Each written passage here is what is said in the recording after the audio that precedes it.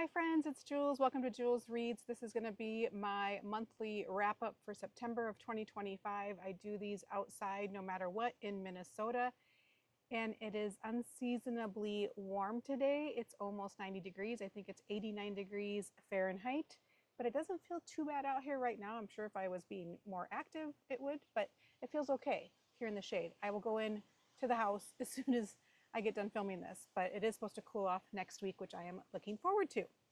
And so for September, I only finished 3 books, which was a little disappointing for me, but I had some personal family emergency stuff happening, so that's part of the reason, and got sucked into Survivor. We are still on a Survivor marathon watching that. We started on season 20, and we are on season 34 now, I think. But let's get into it. I'm going to start with my least favorite book and then talk about my favorite book of the month. So my least favorite, which is still a 3 stars, so that's good, and that is Perfume, the story of a murderer by Patrick Suskind. And this was in German, originally in German. This one was translated by, this is translated by John E. Woods.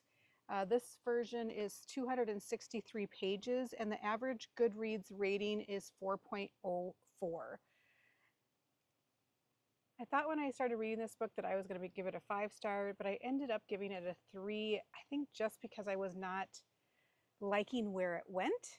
I think if it would have had older women or of an actually adult age that he was into, I would have liked it more, but that just gave me the ick feeling, so I'm giving it a 3 stars. It is a good book, but it was enough to make me not want to watch the movie. I'm not sure how they portray that in the movie, but this is a man born in Paris, and he actually becomes, like neglected and abandoned, and he doesn't have a body odor, but yet he can really smell other odors on people, and especially the fragrance of women, and especially young women, which is the part that kind of bothered me.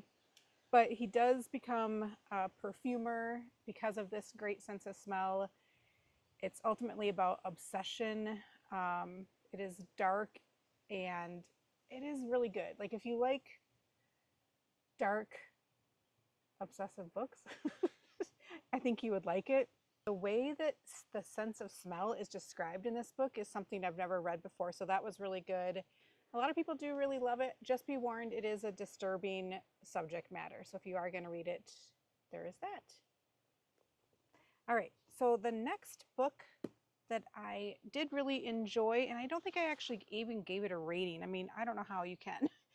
This is Alice's Adventures in Wonderland and Through the Looking Glass, and this is my beautiful copy I got in New York City. It's just beautiful, and I actually did this on audio, though I didn't actually read this version. It's a quick 2-hour audiobook. This has a lot of illustrations in it as well.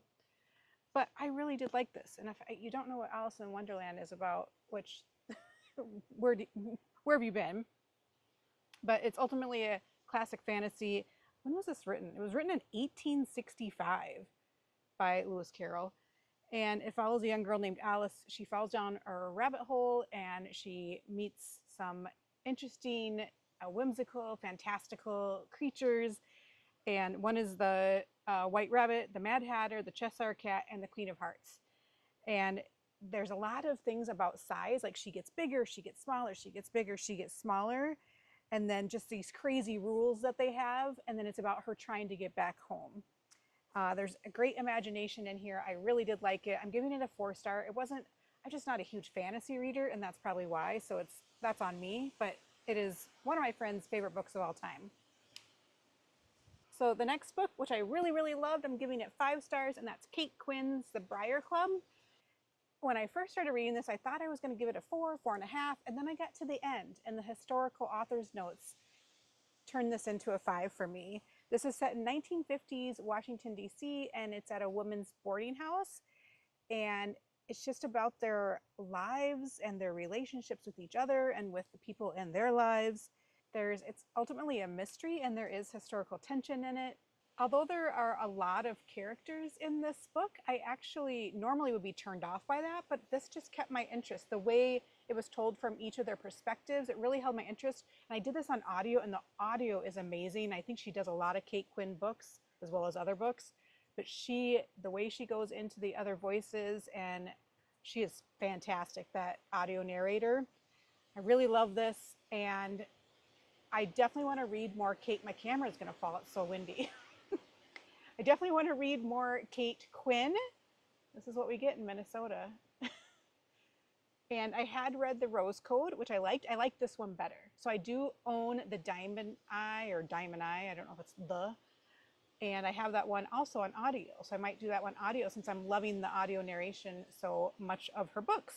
But yeah, so that's a pretty brief summary of what happened in September just because I only read 3 books. But it was a successful reading month. I wish I could have read more. I'm already at almost 3 for October. So it should be a little more successful in October. I have lots of spooky books that I'm reading. All right, I'm going to regroup and then I'll film my book haul. So look for that video as well if it's not already posted.